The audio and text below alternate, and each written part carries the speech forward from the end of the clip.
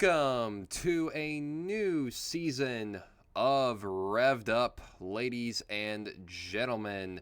We're back once again on a different platform, but nonetheless, we have returned from our hibernation, if you will. As always, I am your host, Carter Leonard, back at it again. Looking forward to another great season of talking about stock cars that go around in circles, aka the sport of NASCAR.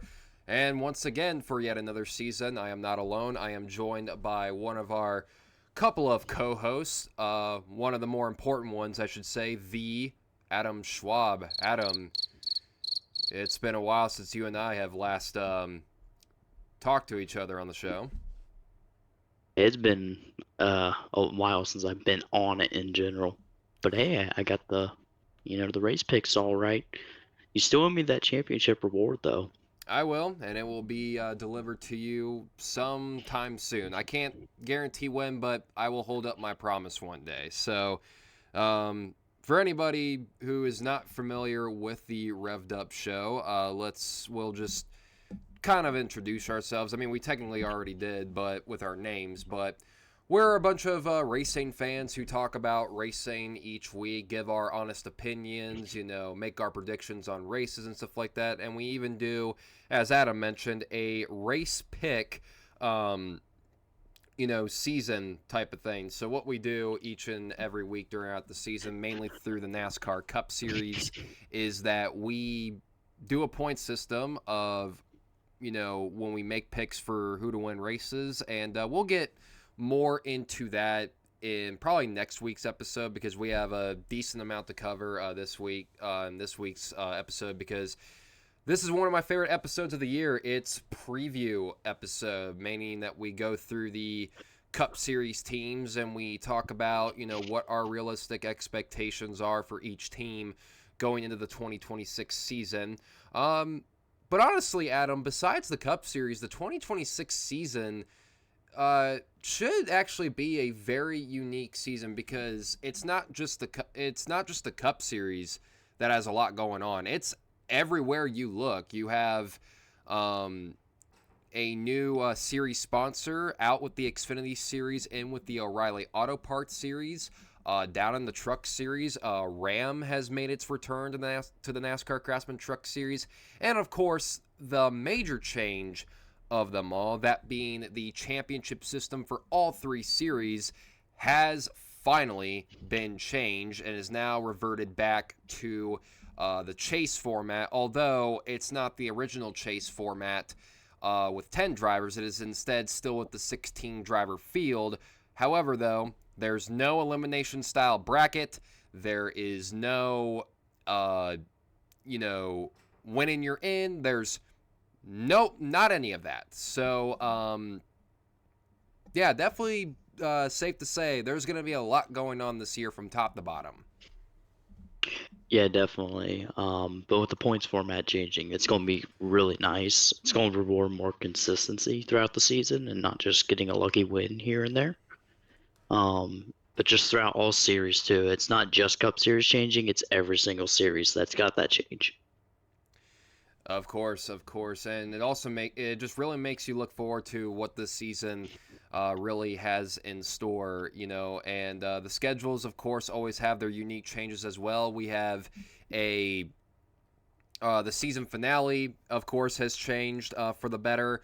We've also had the return of a pretty beloved mile-and-a-half racetrack to the schedule for July 4th weekend. We are racing on a naval base, which I think is pretty cool, and a very historic track getting a points race for the first time in exactly 30 years. So definitely a lot to look forward to. But of course, before we move on into the show, ladies and gentlemen, we usually hit up with our small talk in each week's episode. This is just a little brief rundown on how we're doing, because we care for each other's well-being, despite the fact that we like bickering with each other on this show over the silliest things. We actually do care for each other. So, Adam, what's Yeah, been... that's a stretch. Yeah, that's... you said it. That's definitely a stretch. But, Adam, what's been going on with you as of late? I mean, you don't have to give me a brief rundown of how your off season has been going. You could just be telling me what's been going on as of late. Just hit the major points, if you will, if any. Just been kind of, living life, works. I got the band thing going on, and we actually have a show in March coming up, so that'll be a lot of fun. That'll be our fourth time playing at this one venue, so that'll be really cool. Other than that, me and a couple others, we partook in the iRacing Daytona 24. We finished ninth in our class and 18th overall, so it's a pretty solid time. Yeah, I caught some of the iRacing events for the 24 Hours of Daytona, like the normal events that they like to take place during that time. It's always fun to watch those, and of course the Rolex 24 as well. I was trying to pay Nope. attention mainly to the Cadillac class that Connor Zilic was in, and did you see the post where he was talking about how during like some of like the longer hours he was in the car, he would like sing to himself?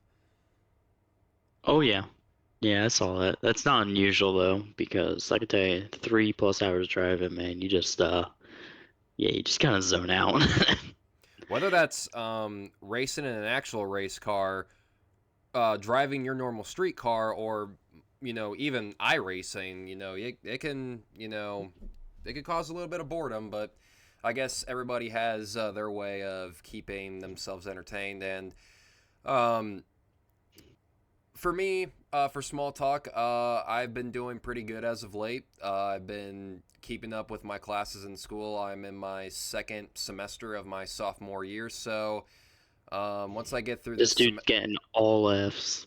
no, I'm actually with all A's right now. I mean, the semester is still pretty much new, but I still have a pretty good GPA, so that's I'm doing pretty good with that. Just staying on top of that, but overall, my well-being, I'm doing pretty good right now. My team made the Super Bowl. For anybody who doesn't know, I am a New England fan, and I could already hear the boos coming. I wish we had a boo sound on The our. booster deserved.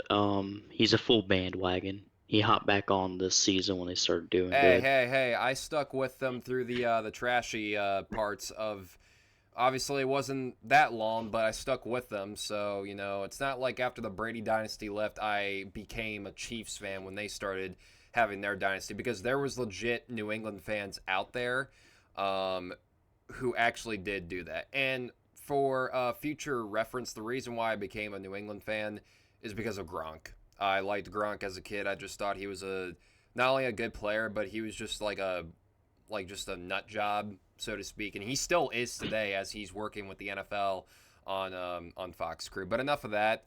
Um, Carter, don't you have a poster of Patrick Mahomes on your wall? that is false. That is false. There is no Actually, hang evidence of on. that. My bad. That was that. I'm sorry. I forgot. That was on your ceiling. So when you woke up in the morning, that was the first thing you That is saw. also false.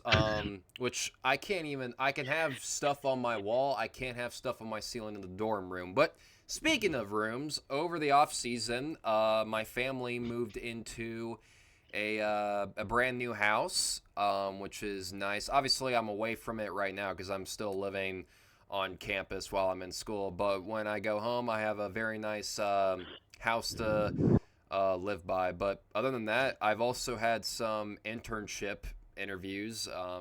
I go to school for journalism. So just trying to get more just trying to get more experience under my belt when I'm not in school, and just have something to do during the summer aside from working a regular job. So, yeah, That's anything kind to. of how this whole thing started, to tell you the truth. Yeah, pretty much. Pretty much. I think you really hit it on the head there, Adam. But yeah, just doing anything to basically keep myself busy.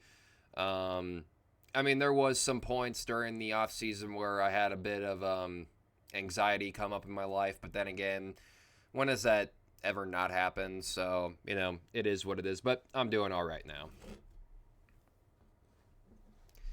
So let's get into the topics of the show. But before we get into it, ladies and gentlemen, of course, this off season, for NASCAR has brought a lot of interesting news, and it's also brought together a lot of bad moments as well. Now, out of respect for the families that have been affected during this off season, we're not going to revisit those topics at hand. We already know what they all are, the different circumstances that have gone on. It's just been absolutely, dreadful, say so to speak. So hopefully every family, from the Hamlin family to the Biffle family, are trying to find their peace right now, because this was just a very difficult off season, to say the least. That's putting it very lightly. Yeah. There's so much that happened this off season between just NASCAR and just like world stuff. It's actually been insane. It's really hard to keep up with it too. It feels like every minute there's just something else that pops up, and you're just like, can we catch our breath real quick? I mean, goodness gracious. So again, we're not going to open up the wounds that are trying to heal right now, not because we don't have time to talk about it, but because we already know the circumstances, and we've already made posts about it during the off season, and we wish nothing but the best for those families. So it's just again, very, very difficult, and you just never wish something like that to happen. So it stinks, but hopefully we can bring 2026 in, which, I mean, we're already almost a full month into the year, but hopefully 2026 is nothing but good vibes from here on out, and that's really all you could hope for. Yes. But now let's move on to some news before we get into the team previews for the NASCAR Cup Series 2026 season. So let's start off with some of the more recent news. Of course, the Cookout Clash at Bowman Gray Stadium, back at the Madhouse for another year, has had a little bit of interesting updates as of late. Of course, for everybody who's been out in the Midwest and even part of the East Coast of the United States, has really been affected by harsh weather as of late, mainly Yeah, winter to weather. put it simply, there's a foot of snow on the ground.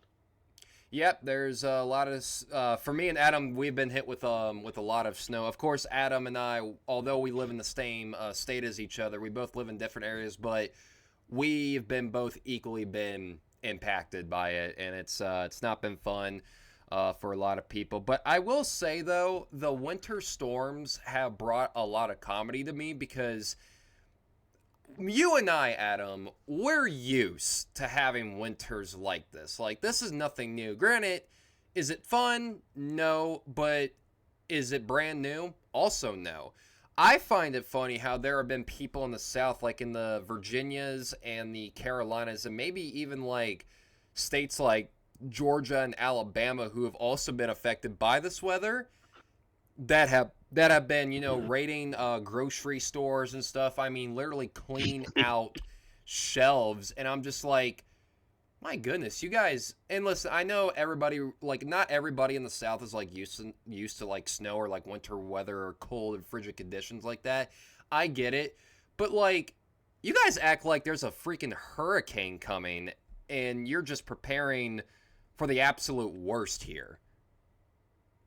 I mean, it's just a ton of snow, but the stuff that we've been used to for so long up here, I mean, down south, they're not as prepared for it. Yeah. Like, we get a foot of snow here, and we're just like, all right, we still got to go to work, man. Nothing's stopping us from getting that paycheck. But then the South will get like an inch of snow. I mean, there's barely even any ice on the roads or sidewalks. And they'll be like, oh my God, we're not going to have school. I just find that funny. I mean, I hope that people from the South are, you know, don't get offended by this, but, yeah, so there you go with that. So now moving on, but why does this matter? Apparently, NASCAR has announced some updates to the weekend schedule at Bowman Gray Stadium. Now, The Clash, the overall race, is still scheduled for 8 p.m. Eastern Standard Time on Fox, but there were supposed to be practice and qualifying in the heat races on Saturday night to set the field for the Clash. But of course, due to the winter weather advisories going on, those will have to be delayed for another time, or we just won't get them in general, and we'll just go race, like we normally did. This isn't really unprecedented either, because I remember in the 2024 Clash we had something similar like this, not winter weather, but like rain, and we had to like push the race like literally a day back in order for it to be to have ran. So yeah. So Adam, your whole thoughts on this whole thing? Pretty crazy. And when they moved the Clash up to Bowman Gray, it was always a possibility. But not like this. I mean, the amount of snow they could get is pretty crazy. I do say let them race in the snow. Why not? Yeah, I mean, if we could do it on dirt, then who says we can't do it in the snow? What's the worst that could happen? Honestly. I mean, they just all pile it up in the wall. Yeah, but they were gonna do that anyways. Fair point. Yeah. So that's just a little bit of news going on there. But we also have some schedule news as well. This was actually a pretty shocking change. But the Charlotte Roval race, which has been the fall Charlotte race every single year since the 2018 season, yeah, bye-bye. It will not be back for the 2026 season, despite the fact that originally, when the 2026 season schedule was announced back in like late July, early August of 2025, the Roval was still on there, but we will be heading back to the Charlotte Oval for the fall race this upcoming season. That is now been officially confirmed.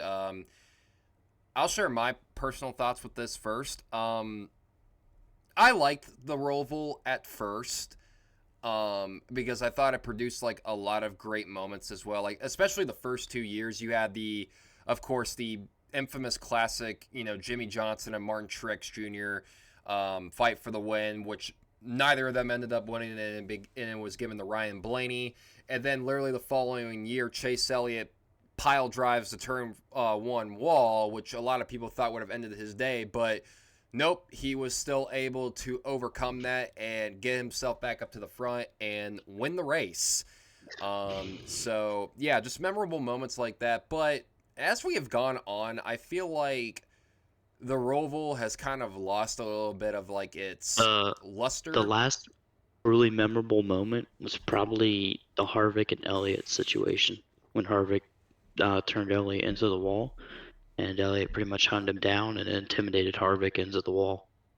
Yeah, and that really, I mean, that had That the was the new juice. Gen 6. That's been 5 years. Make you feel old. Yeah, it does. Yeah, it does. I remember the whole 2021 season like the back of my hand. It's really wild to think about, but yeah, that's another memorable moment of it too. But I feel like the last few years, a lot of people. I mean, the Roval can be entertaining when it has those moments, but other than that, I thought it was just fine. But I could see why we're going back to the Oval because, as we have seen with the next gen car running at the Charlotte Oval, mainly for the Coke 600 every single year, it's put on some really solid racing. So SMI just said, hey, why not do what we did before we entered 2018? Let's just do 2 oval races in 1 year. So, yeah, Adam, your overall thoughts on returning to the Oval for the fall race? I love it. Especially for right now, just because this car race is so good at Charlotte. So I think, the Roval will always be there if they want to go to it, and I'm sure they will at some point. But for now, I think this is the right move. Yeah, I think this is going to be the right move. Indeed. I mean, there's probably going to be some people that are going to be sad to see the Roval go, and stuff like that. I guess some of the competition is praising for joy because if you think about it, That's one race. That's one less race that Shane Van Gisbergen is probably going to win. If he ever Ooh, starts winning on ovals, look out. he's gotten better at ovals too. So his average finish on ovals last year definitely improved. So he's starting to get the hang of it. So yeah, I definitely agree with that. But that's some of the other news going on as of right now. I don't know if I missed any other. We've had a lot of Truck Series entry news. Of course, Tony Stewart making his return to NASCAR in general, running the 25 truck for Smoke will rise. Smoke will rise. For colleague racing. Carson Hocevar announced earlier today that he'll be running the 77 truck for Spire Motorsports in the IKEA Best Buy truck. That's a sponsor we have not seen in a while, Adam. Best Buy.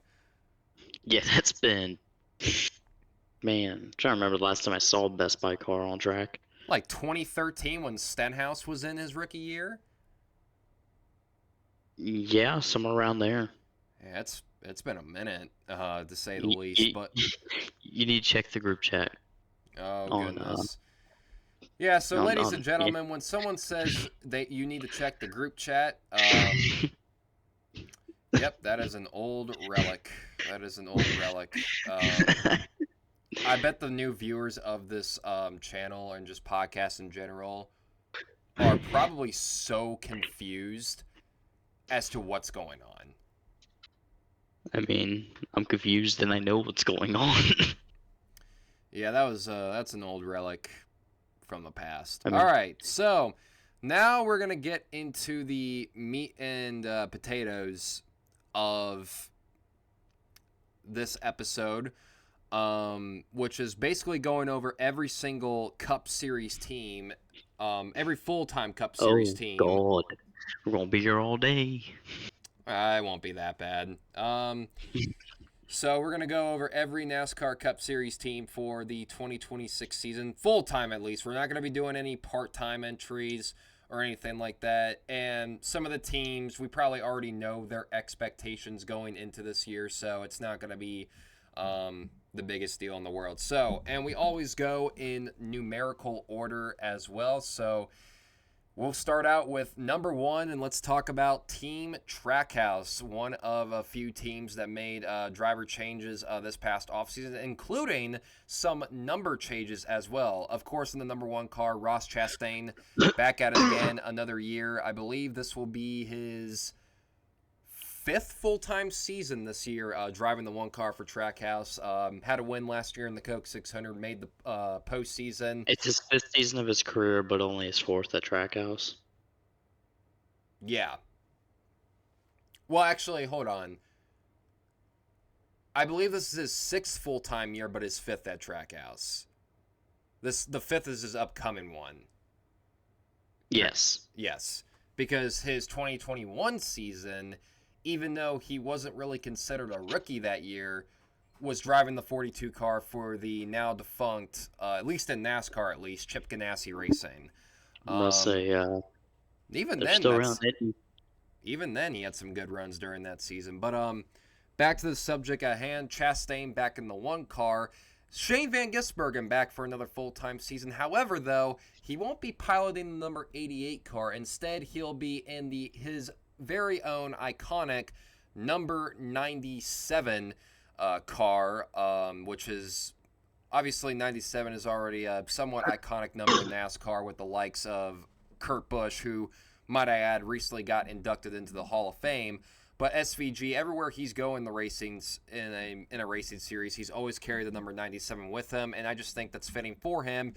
But last but certainly not least, probably one of the more hyped up prospects NASCAR has probably seen since the likes of Joey Logano, Connor Zilisch, now a full-time NASCAR Cup Series driver for Trackhouse Racing, driving the number 88 Chevrolet. So, Adam, your overall thoughts on Trackhouse going into 2026?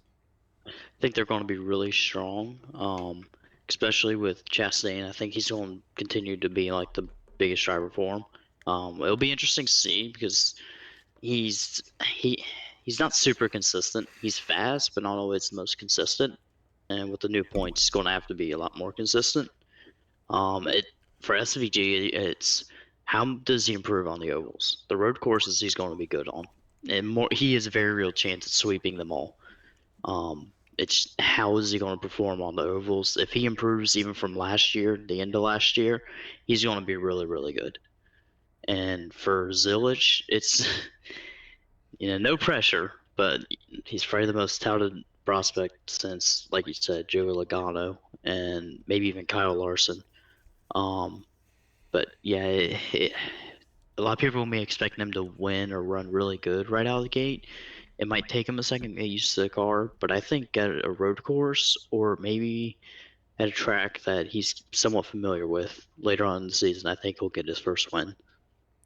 And not to mention, like I mentioned earlier, we're also going to the Conrado Naval Base, which obviously no driver has ever experienced before. So who's to say Connor Zilic couldn't be the first one to jumpstart everyone, maybe from besides SVG, and try to gain as much experience as possible and surpass everyone, even though they go in with the same level of experience, if that makes any sort of sense. But I definitely agree. I think Trackhouse definitely has a decent amount of momentum going into this year. I think Chastain. I think he could make the chase. I definitely see him winning a race.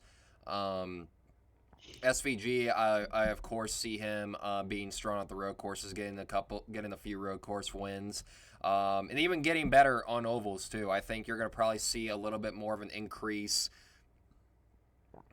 from his average finish from last year on ovals to this year.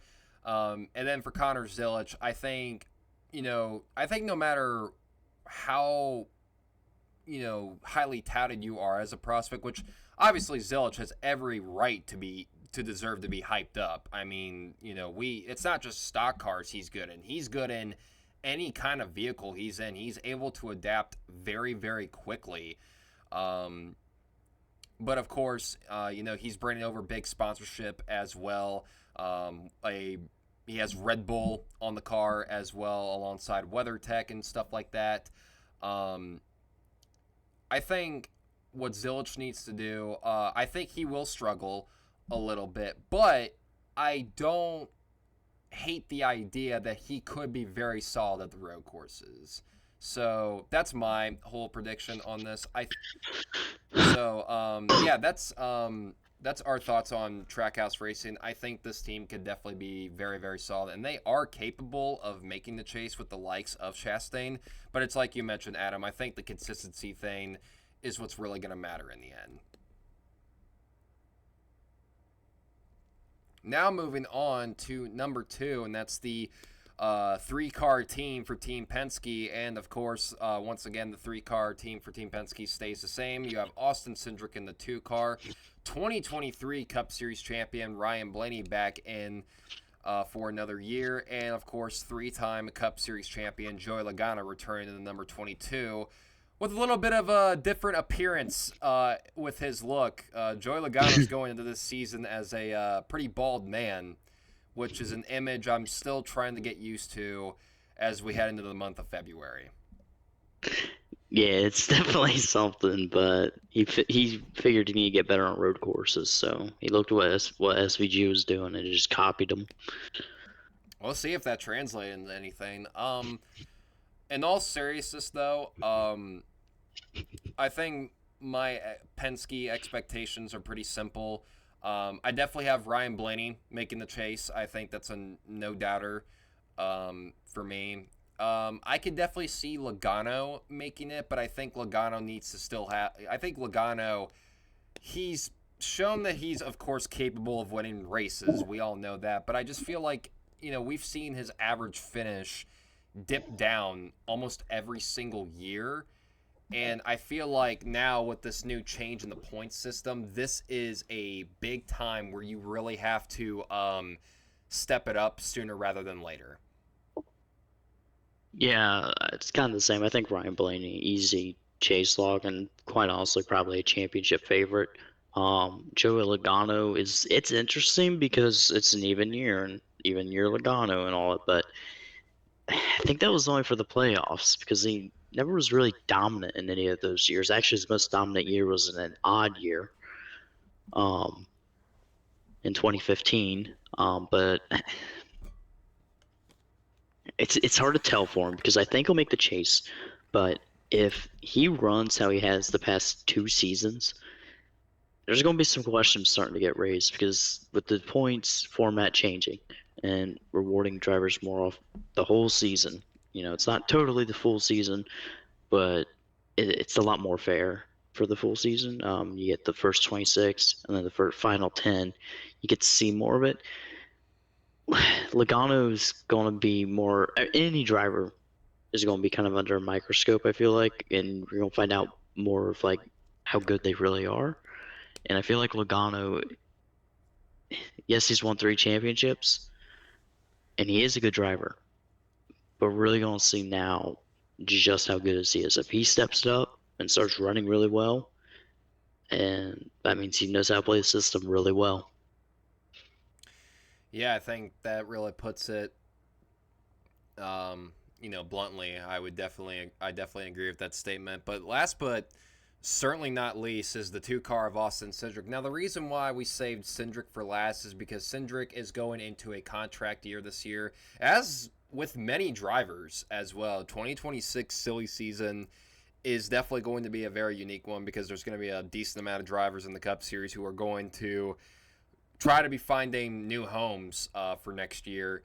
Um, but as far as Cindric goes, of course, it was also reported today that his father, Tim Cindric, will now be returning to Team Penske as a strategist for the IndyCar side of things. So it looks like Cindric And might for have some leverage to stay in the two car as well. And Cindric, the past 2 seasons, has won a race. He won the race at Gateway, although it came from the unfortunate benefit of Ryan Blaney losing hear me it out. before coming to the white flag. And then he won the Talladega race in the spring of last year. So Cindric has averaged a win the last 2 years, but once again, consistency has been a big issue for Austin Cindric, and I think he needs to really pick that up sooner rather than later. Yeah, I think Cindric's going to struggle. He might win a race, um, maybe two if he gets really lucky, but I think he's really going to struggle, especially now considering, I mean, his average finish has been horrible, his really most of his career. Um, and it's kind of sad because there was a lot of like hype around him when he came into Cup. He was really, really good in Xfinity, and I feel like people forget about that. Or my bad, the O'Reilly series. That's gonna take me a second. Um, and just it's not really gone that way in Cup for him.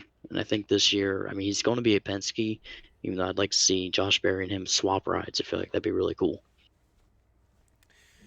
Also, I don't blame you for saying Xfinity. I'm still getting used to it myself. But that's what happens when you have a title sponsor for 11 to 12 years and you get used to it eventually. Who knows? Maybe several years down the line we'll get used to saying the O'Reilly series. But right now, it's still a work in progress. I think the expectations for Penske is I think we're both agreeing on the same spectrum here. I see Blaney and Logano making the chase and winning a race or two at the very least. Cindric, he can win a super speedway race. He finds himself up at the front of those races more often than not. But if you're asking for like a pure speed win at a track like Las Vegas, Kansas, or a short track like Martinsville or Bristol, I really don't see the two car being up front. But who knows this year? Who knows this year? So now moving on to another team that has made no driver change this year, despite many fans really clamoring for it. It is Richard Childress Racing, so we're on the number 3. Once again, returning for another season in the 3 car is Austin Dillon. And, of course, returning to the 8 car is two-time Cup Series champion Kyle Busch. Although Kyle Busch this year will have a bit of a change as Randall Burnett is no longer his crew chief. Jim Pullman, who actually took over for Busch at the end of the 2025 season, beginning at the Charlotte Roval, will now be Kyle Busch's crew chief for this upcoming season. And meanwhile, I believe Austin Dillon does he? I believe he still. I believe he got Justin Alexander back. I'm not. Yes, he did get He Justin did. He Alexander did. back because he had Keith Rodden for a little bit, and Keith Rodden, let's just say, not a very popular crew chief in the garage area. Not because he said anything controversial. He's just not a good crew chief. Yeah, this is a team I just don't expect much from. Austin Dillon, you can expect about the same, maybe a really good Richmond run. That's pretty much about it. And for Kyle Busch, I mean, I don't know if he's going to win. If he does, he'll probably be on a plate track. But the raw speed just hasn't been there, and he's, 41 now? So he's definitely in the last couple of years of his career, which I know that makes you sad. But I think I'm going to go crazy here. If Dodge comes in NASCAR next year, since Kyle Busch is in a contract year, if Dodge comes in next year with Colleague, watch out for Kyle Busch to Colleague. Honestly, I wouldn't mind that idea at all. Really. Or he'll just retire. That's also a That could work. possibility. That could work as well.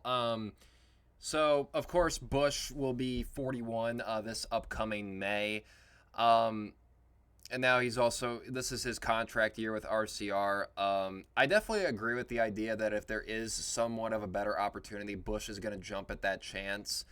And I actually saw, and listen, I know this is not the best place to go for opinions or anything like that, but I saw a post on Reddit talking about how the new chase format, and I've seen a lot of people say this, how the new chase format can actually benefit Kyle Busch, and I'm like, I don't know how people are making sense of that, or like doing the math on that, because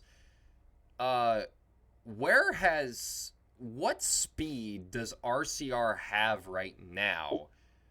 Aside from actually having a really good O'Reilly series program, what is there in the Cup Series right now that makes you that RCR is doing right now that makes you say, "Hey, this team could probably sneak themselves in"? It's mostly, if I'm being honest, just Kyle Busch's talent and just hoping that carries it and be consistent enough to make the top 16. Better than Which that, I just don't see it with that team. Which I will give Butch some credit. There have been times over the last year or two where there will be races where like he's running like not great, but he somehow manages it to a top 10 or top 15 somehow. So some of the old Kyle Busch is still in there, but I feel like it's growing, it's decreasing less and less as the years go on. So Kind of how it works with the aging driver. overall expectations for RCR, I don't see him making the chase. I don't even know if they'll make top 20 in points, and if they do, it'll probably be Busch probably being inside the top 20 in points. Meanwhile, Dillon is either 21st or 22nd and stuff like that. From the occasional Richmond win, which I don't know where the 3-car has gotten their speed at Richmond over the last couple of years, but hey, I mean, if it works, it works, right? So now moving on to the number 4 spot, we have Front Row Motorsports, who was a part of the NASCAR lawsuit, which is now officially over. We can finally move on with our lives. That ended during the off season with both the teams and the sports settling. Although it got really, really nasty. What's that? It got really nasty, that's for sure. Yeah, it did. But I think all of us race fans and everybody in the industry as a whole is just glad for this to be over. But Front Row Motorsports, their 3-car lineup remains the same. You have the 4-car of Noah Gragson, which finally Noah Gragson will be in the same car for more than 1 year in his Cup Series career. He's been with 3 different teams in the first 4 years of his Cup Series career.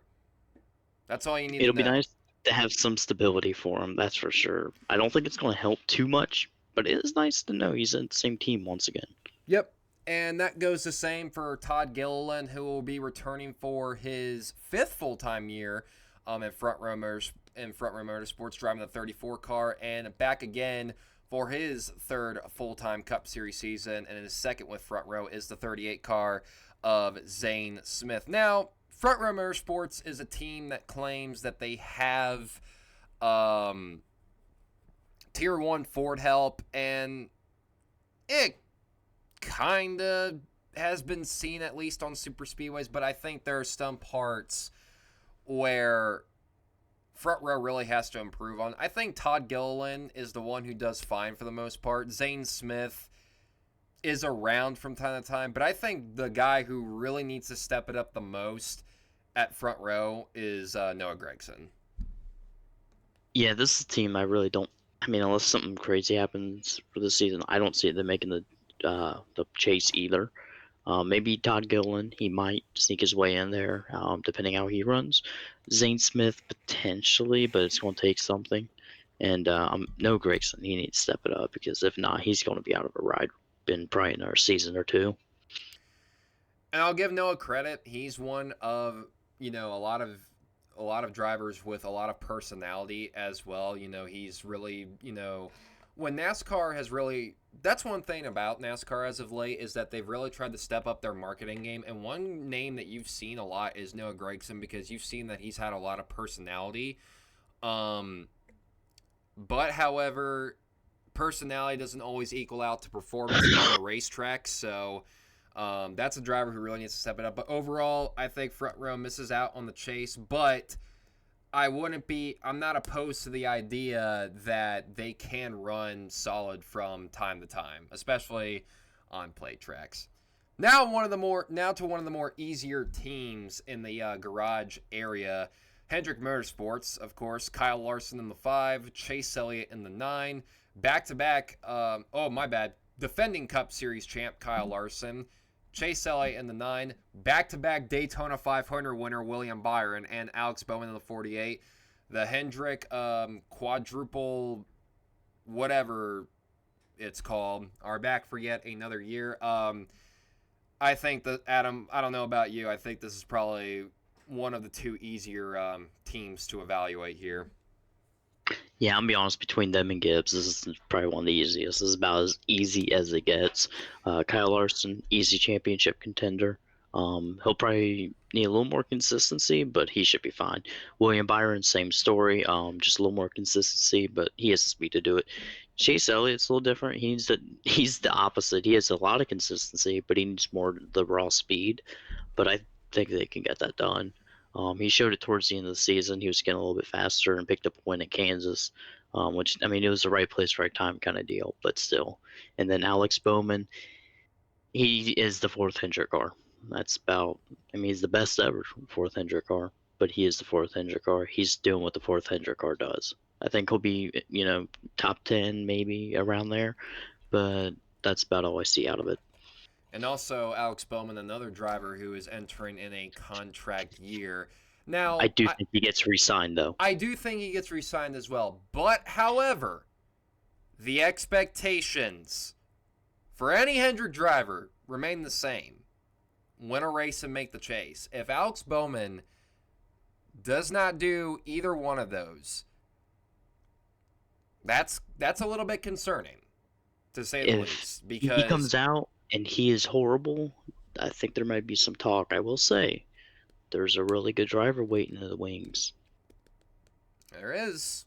There definitely is. But I think for Alex Bowman, I do realistically think that he can win a race. But if he does not win a race this year, that's gonna raise a lot of question marks for me. And I know Ally, his primary sponsor, they love him to death. But at the end of the day, when you're in a Hendrick car, like, I get it, it's the fourth Hendrick car, but I think you and I can both agree, Adam, that that car, even if it is the fourth one, is still a car that is very well capable of winning and running well. Absolutely. Yeah, he's not bad, but he's just below what I would say Hendrick standards are. He's a good top 15 driver, but he needs to win more. He's got one win in the past 3 years, and in Hendrick equipment, that just won't cut it. So I think he'll get re-signed. I don't think that's going to be a big worry, and I feel it'll probably be like a 2-year extension. Yeah, definitely. So I think the overall uh, consensus is the same. I think all Hendrick cars make the chase. I guarantee Larson, Elliott, and Byron make it. Bowman, I think will make it, but I'm not gonna call him a guarantee. Let's just say that. So, yeah. Now moving on to the number 6 spot, we have RFK, the same 3-car lineup as last year. Brad Keselowski in the 6, Chris Buescher in the 17, and Ryan Preece in the number 60. So, first time we've seen 3 or more RFK cars in a while last year, and I think all 3 of them had their moments during the year, but just really couldn't capitalize off those big moments. I mean, there was a chance last season that Brad Keselowski could have won the season finale, but it did not end up happening. So it was stolen in the final lap by Ryan Blaney. But of course, going into this year, it's a very interesting set of circumstances, of course, with the unfortunate loss of Greg Biffle and the Biffle family. And not to mention, Brad Keselowski also coming off a leg injury when, was it skiing or snowboarding? It was something on the lines of that. So he'll miss the he'll miss the Which, cookout. fun fact, it wasn't actually what he was doing that caused it. He slipped and fell on ice Oh, okay. So while walking. while walking, yeah, that can happen. Watch out for black. I don't know if it was white ice or black ice. Black ice is always the worst one because you can't see it and it's more slippery. But regardless, Keselowski will miss the Clash, but doctors have said that he probably will be back in time for Daytona. I don't know how he's gonna be coming off that surgery, so to speak, throughout the rest of the year. I'm sure he'll be fine. I'm sure he'll be comfortable in a car. And this is not the first time that Brad Keselowski has actually had an injury. If you remember when he was like the 2011 season, he had like a fractured ankle or something like that and still managed to win a race. But Keselowski, of course, is now 41 years old. The body changes as you grow, older and stuff like that. I think he's 42 now. I don't remember what his exact age is, but yeah. But as far as his teammates, Chris Buescher and Ryan Preece go, I think Ryan Preece could definitely really stand out this year. Of course, I think Buescher is chase capable, but I'm really expecting a big year from Ryan Preece. And if you heard that noise, it was me messing with my chapstick. What a fool I am. So, Adam, your thoughts on RFK or whatever? Team with a lot of upside. I think Chris Buescher will absolutely make the chase. He's very consistent, and does not DNF a lot, and that's huge. And I think he'll have a win here and there. Keselowski will be interesting to see. He ran really good towards the end of the season, and considering the leg injury and everything, I don't know if he's going to just be as good as he once was. I hope I'm wrong and hope he is really good and wins a race and stuff, but I don't know with him. And then Ryan Preece, I think he might actually get a win this season. He was really, really close last year at Talladega. That 60 car has proven that it is very, very capable of speed, and Ryan Preece looking like that was a big topic of conversation going into this year. Was that this was going to be Does he Ryan? flip at Daytona again?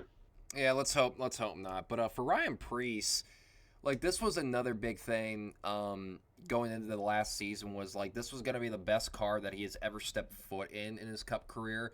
And although he didn't win a race, I feel like Preece did a lot better than I think a lot of people really anticipated at first. So good on him for that.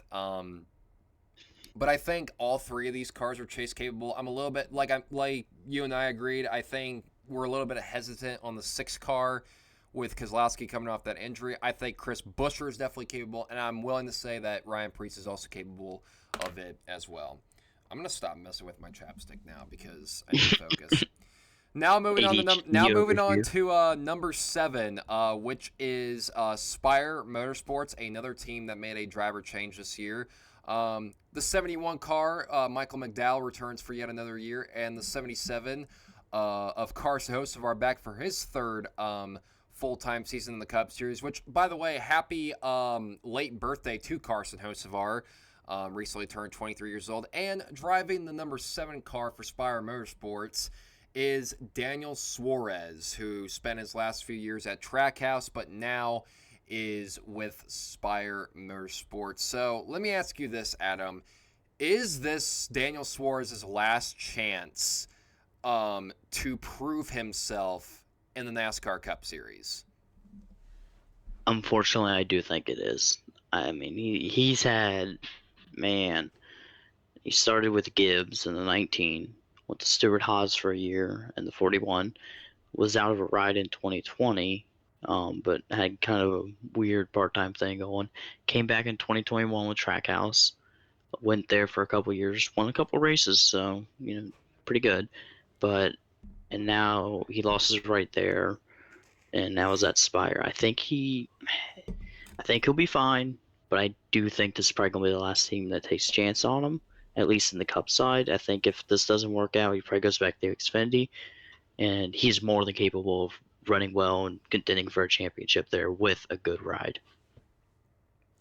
Yeah, I definitely agree with that. But as far as how I think this team will run, I think Hocevar, like Priest, is one of the drivers that I think can really stand out this year because he's shown that he is very quick.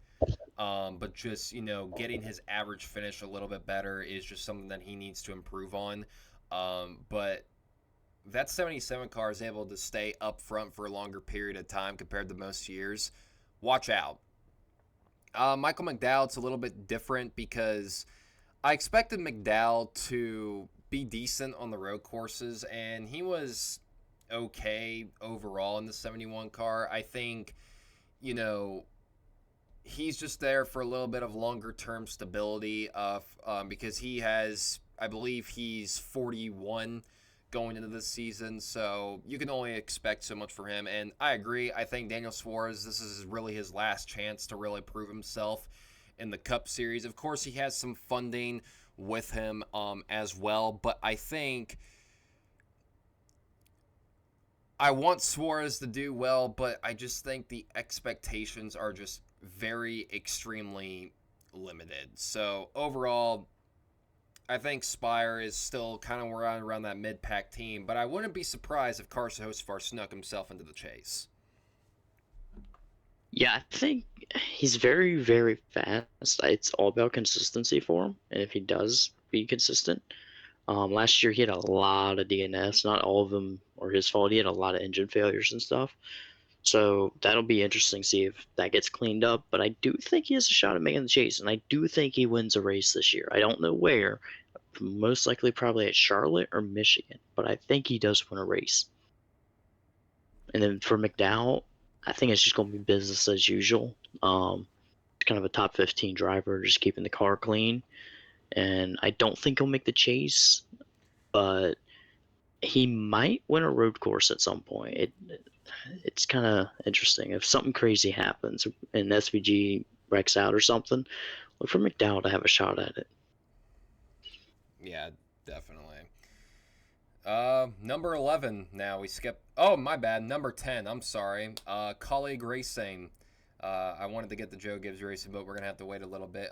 Number 10 with Colleague Racing, their 2-car team lineup remains the same. You have the 10 car of Ty Dillon and AJ Allmendinger back in the 16 car for yet another year. Ty Dillon had a pretty interesting year last year. His performance wasn't all that special, but he did give us a lot of good meme material for the in-season tournament challenge last year when he went head-to-head with Ty Gibbs for the last race, as he just made every other round. I don't know how he did it, but it was super funny. And then AJ Allmendinger, who had a pretty below average year, if you ask me. I expected AJ to contend a little bit at the road courses, which He did from time to time, but of course, yes, the new road course Kane is now SVG, and I think that's just the way it is now. But Colleague is in a very interesting spot, of course, this year with the new Ram Truck Series team down in the Craftsman Truck Series, and they have no Chevrolet help now, despite the fact that they are running Chevrolet bodies this year. They really don't have an alliance anymore, and you're kind of just thinking that that's the placeholder for them until Dodge makes their return to the Cup Series eventually. So, Adam, thoughts on Colleague? I think they're just kind of running this season. I don't think they're really going to be competitive at all. Maybe the Dinger can do something, but I mean Ty Dillon, I forget he's in the series half the time. Yeah, I think that's basically the long and short of it. I don't expect Colleague Racing to make the chase, but however, they do have a lot of bigger things going on behind the scenes. So in the future, we could definitely be talking about how Colleague Racing could be on the rise again. But again, we'll just have to wait and see. Now, moving on to the second easiest team to talk about for the Cup Series full time is Joe Gibbs Racing. Their four-car lineup from last year remains the same. You have Denny Hamlin, who is still recovering from a lot, both on and off the track, back for another season in the 11 car. You have Chase Briscoe, who I think really impressed everyone last year and proved why he was really deserving of the 19. You have Christopher Bell, who I think the unrelated label is officially off his market, and he has cemented himself as one of the top drivers in the Cup Series back in the 20 car. And of course, returning for his fourth full-time year is the 54 car of Ty Gibbs. Adam, I think this one, just like Hendrick, is pretty easy to talk about. Again, it's very easy. Denny Hamlin. It's well, we'll see how he is. It depends. Is he going to be like last year, or was last year his truly last shot? I do think. I mean, he's going to make the chase. That's pretty obvious. But it'll be just kind of depending on how he goes throughout the season. Christopher Bell, he'll make the chase easily, and quite honestly, is probably a title threat. Um, Chase Briscoe, kind of the same deal. He'll make chase. For sure. Maybe a title threat. We'll see. And then I'm gonna be honest, Gibbs. He should lose the ride behind, but we're not ready for that conversation. Well, regardless, he wouldn't lose it because of his grandfather's name being Oh, I all over know, I the know, building. but he entered Silver Spoon territory at the end of last season, so that's what I'm calling him. No. That whole thing is probably what led to the departure of Chris Gale. Now, we saw how good Joe Gibbs Racing was last Gabehart. year It because was Chris Gabehart. Chris Gabehart was the competition director for Joe Gibbs Racing. He kind of stepped down from the crew chiefing role for Denny Hamlin after many years of success with him, then moved into that bigger role, which I think he was well deserving of it. But he was asked during the rumors saying, "Oh, why did you leave Gibbs?" And he's like, "Family matters just took place." I don't think we need to be Einsteins to figure out um, what exactly that means. So we'll just leave it at that. But I think overall expectations, I think Hamlin. I don't think Hamlin will have the same amount of wins as he did last year. Like he had 6 wins last year. I don't think he'll have that same amount. I do see him winning a couple of races, and I do see him running well. But he's entering probably the final 2 years of his career because he did sign another contract extension, which he's still going to honor, which goes through the 2027 season. But Hamlin, when asked last year during, I believe, a press conference at Indianapolis, he was asked, "Is this the final contract extension?" And he's like, "Yes, more than likely." So we'll see if he keeps up that same consistency at the age of 45. Chase Briscoe really impressed me last year. Shows why he belongs in top equipment, and no doubt about that, I think he makes the chase again. Same with Christopher Bell, but for Ty Gibbs, I think this is the most put up or shut up year that Gibbs has ever had in his career. This is going into year 4 without a single Cup Series win. You have over basically 120 starts now or something like that at this point. I know it's over 100. So it's time to prove to the world why you belong in that seat. So go out there and do it. That's all I'm gonna say. I mean, it's easier said than done, but still. Now moving on to the next number, which I believe is. Are they running the 15 car full time for Rick Rail Racing this year or no? I don't think so. Okay. I'm just gonna say this for Rick Ware's in general. Nothing. I mean, 30th place at best.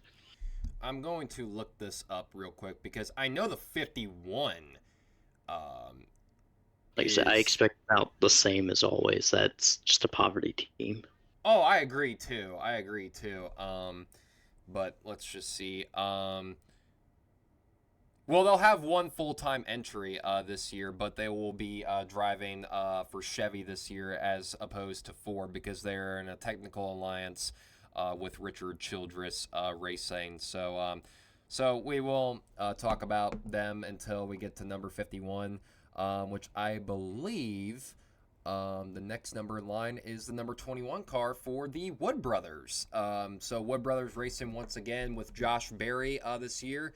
Um, Josh Berry, I did not expect to win a Cup Series race last year, but he somehow did, even if it came off of, a little bit of late race luck. But hey, it's all about really taking advantage of it. He won in just the fifth race of the year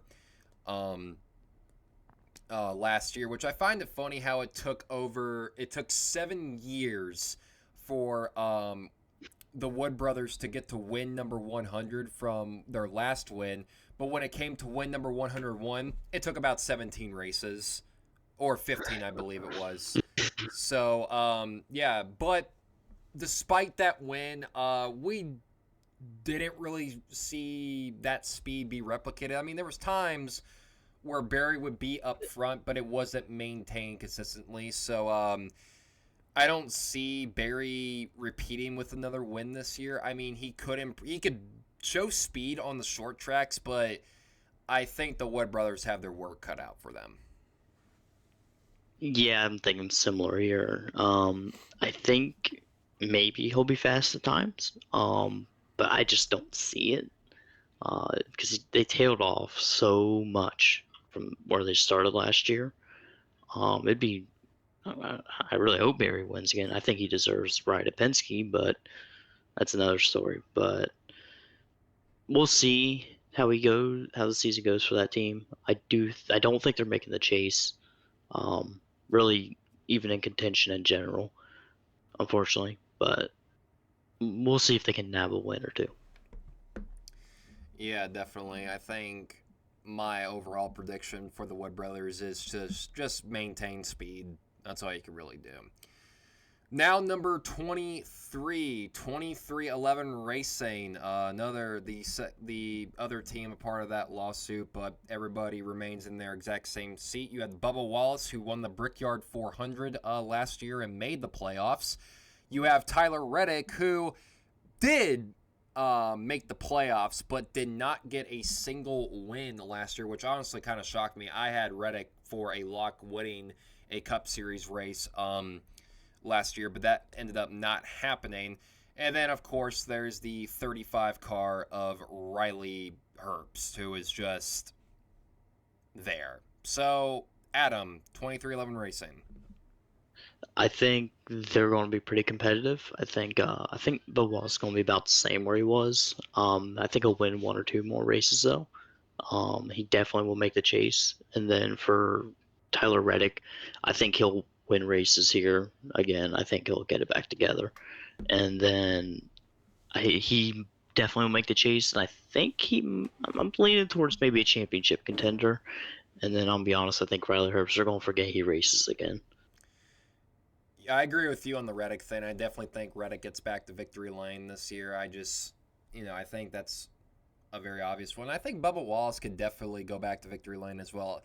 Like, I remember the week you predicted Bubba Wallace won the Brickyard 400. I was just like, we'll see what happens. And you somehow got it right. And I think that win really changed the paradigm for the points system going in for the rest of the year. So that win really changed really flipped it on its head, so to speak. So I'll give Yeah, you, that was a. I'll never forget that one. yeah, I'll definitely give you credit for that one. But yeah, That was the biggest gut feeling I've ever had in my life, and it yeah, was like, well, that um, worked. but for Wallace and Reddick, I think both of them were equally chase capable. Riley Herbst, let's be real, he's only there for money, and yeah, that's really about it. Um, I mean, I Did really he hate ever to. get a top 5 last year? I don't even think he got a top 10. I'd have to check Mm, that. I don't think he did. I think. Well, one unique stat that Riley Herbst did have was that he finished the first 3 races of the year 17th. Like the first 3 weeks, he finished 17th in all 3 of the races. I think. Yeah, I don't think he ever got a top 10. No, I don't think he ever did either. I would have to go on the racing reference, but we have to keep moving forward. But yeah, I don't really If he did, expect it was at a much. plate track for sure. Yeah. I will also give Herbst credit though. He did have that 1-6 save on the final lap of the Daytona 500 where he spun out in the grass but somehow saved it. I don't even know how he held on to that race car. Like you couldn't I couldn't tell you how he held on to that. So, um now moving on to the next numbers in line. Can't be too many more left. We have the 41 of Oh yeah, he. of Oh the yeah. Haas factory team, which is another team that is making the switch from Ford to Chevrolet. So they will have a Chevrolet backing for the first time in a while. That will be the same for their O'Reilly Auto Parts Series program with Sheldon Creed and Sam Mayer down there. But for the 41 car, Cole Custer back there for yet another year, and I think the expectations are relatively similar. Custer last year was just lackluster, and you can make the argument that I believe also they're also going to get Chevrolet help from Hendrick. Correct me if I'm wrong. I think I read that somewhere that when Haas announced that they'll be moving the Chevrolet, that they'll get Hendrick Technical Alliance, but I don't really see that making much of a difference. Yeah, I don't see it mattering. I think he's gonna be 30 to 35th. Maybe he cracks the top 20 somehow. Yeah, But I just don't. I don't see it. I just don't. He was pretty irrelevant last year, except for a couple instances. He actually was in contention for a win at one point, yeah, and but I don't yeah, at a plate track. But I don't think that's happening. yeah, and you really have to wonder now. I think it's I really think for cemented now Haas, that Cole Custer. yeah, I think a lot of people forget that Cole Custer is a NASCAR Cup Series winner. By the way, he has a Cup he win. did win He has a Cup win to his name. I often forget that, last but the I last winner at Kentucky, yeah, he can have that to his credit. So, and but yeah, potentially overall, the yeah, literally the last ever winner because Kentucky might get sold at some point and demoed. yeah, they're not doing anything with it, so it doesn't matter. It's probably never going to come back. Yeah, I doubt it. But I mean, Chicagoland, sure, that needed to come back. I doubt Kentucky ever comes back. I don't see the need for it. I don't see the need for it either. Um, but let's move on to the 42, which is Legacy Motor Club, which is still the same lineup as last year, full time wise. You have John Hunter Nemechek returning to the 42 car and Eric Jones in the 43. And I'm going to say it, I think Legacy really took a step up from last year. Now, are there some areas that they need to improve on? Yes, but I think Legacy Motor Club is starting to trend in the right direction because Adam, we saw some runs last year where they were actually pretty decent. I think they're going to be relatively competitive, maybe on the fringe chase era, um, or the French chase line kind of just right in between, probably like 16 to like 20th, somewhere in there. I think Eric Jones has a chance at a win, especially at like Darlington. He definitely can get a win there, but we'll see. And I'm not that's nothing. super high on the team. And that's And then nothing to Jimmy be ashamed Johnson. of either. And then Jimmy Johnson, if he runs a cup race, I don't know if he is. I think he's running the Daytona 500, but I'm not 100% sure. I don't expect any more at this point. It's kind of sad, but I do think if he does, he'll kind of be back marker. Yeah. Not to mention, he's also going to be running the Truck Series race at San Diego. That will be cool. Yeah, I agree um, with that. So I think this team could definitely be a top 20 team, but I don't really see them at the chase fringe as of yet. But speed has picked up compared to years past. I think they're in a way better spot than they were in 2023. Because 2023, that was just a god awful year for them. Now, moving on to the next number is the 47 for Hayek Motorsports, once again piloted by the Ricky Stenhouse Jr., four-time Cup Series Ricky winner. Stankhouse. Yeah, I think last year for the 47, it was right around how it normally was, except there was no longer Kroger branding on the car.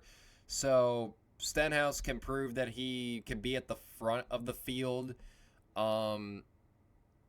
during like super speedway races, but like nothing more, nothing less, you know?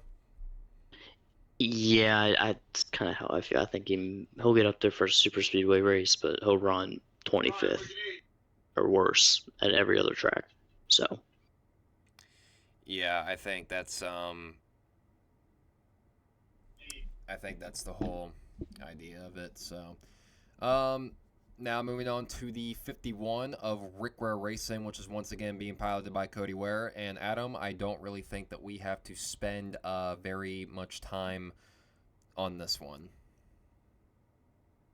no, I said a little bit earlier what I think of it. And, back marker, plain and simple. Yeah. When they had Justin Haley for a little bit, it was going just fine, but unfortunately, that's not the case here for Cody Ware. Let's see. Are there any other full time teams that we ended up missing that we have not talked about yet? I think that might be it. There might be one more, but I doubt it. I keep forgetting. I feel like I'm missing one because every year when we have done this show, We forget one. we We always forget one. forget one full time team before the season, and I feel goofy for forgetting it simply because you know let's see.